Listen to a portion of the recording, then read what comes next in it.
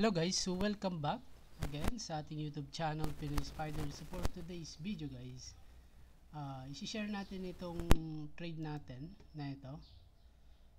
So nakakuha tayo ng 85%. So tignan natin kung paano natin ito nakuha. Okay, so bali ang entry natin guys is dito sa area na to. Kung makikita nyo, nagkaroon ng bearish cross at saka may volume siya dito. So dito tayo nag-entry. Ngayon tignan natin sa mga panahon na to, sa 1 day, bale dun sa 1 day ano pa lang siya guys, green. So green pa sa 4 hours. Dito na siya nag red, and dun sa 1 hour ayun, red. So nagkaroon naman ng ng MACD confirmation yung crossing, then nag-entry tayo dito sa may 15 minutes. So dito nagkaroon ng eto guys, so dito tayo nag-entry. Okay, somewhere here, yan. So dito sa may pag-cross ng MACD dito sa 15 minutes. So dun yung entry natin. So yan. Okay. So balik tayo dito. So actually guys, ang pattern na nakita natin dito, ang pattern na nakita natin is double top. Yan. Yan. Kita natin yan, double top. Double top.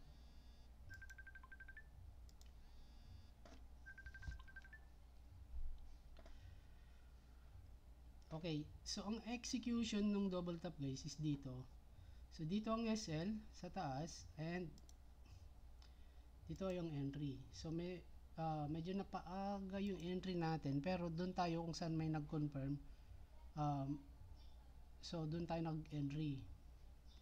And ang dapat dito guys, ang ano niya is hanggang dito. Ang TP niya dito. Sana, pero medyo alanganin sa tingin ko kasi guys, alanganin kasi nga hindi nag-agree yung 1 day. So 1 day kasi kulay green pa siya dito sa 4 hours, dito na red. So dapat mag-agree yung etong tatlo, 1 day 4 hours, then yung 1 hour. Pag pare-parehas sila, ibig sabihin isa yung bias natin. So sa 1 day, ang bias natin is bullish, and dun sa 4 hours ang bias natin is bearish na. So nakakita naman tayo. Kaya ang ginawa ko dito guys, hindi ko sinagad dito. So ang ginawa natin dyan is gumawa tayo ng Fibonacci. Pinib natin yan hanggang dito. At ang kinuha natin is yung TP area, ito 0.618. So yan. So yan guys, saktong sakto yan. Saktong sakto yung pagkaka TP natin. So yun yung entry natin. So yan, tingnan natin. Actually nag 20x ako dito guys. So nakakuha tayo ng ilang percent to, 4 point something, 4.16.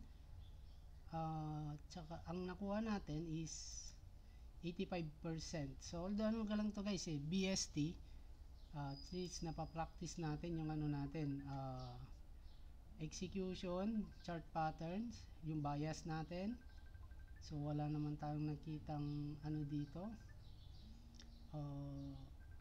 left hand or right hand, left hand pala guys, para dito sa short, pero wala. So ayan. So yun lang guys, ang natin, yung share ko lang yung trade natin, 85% 20x. Nag-short tayo yung coin na FTM.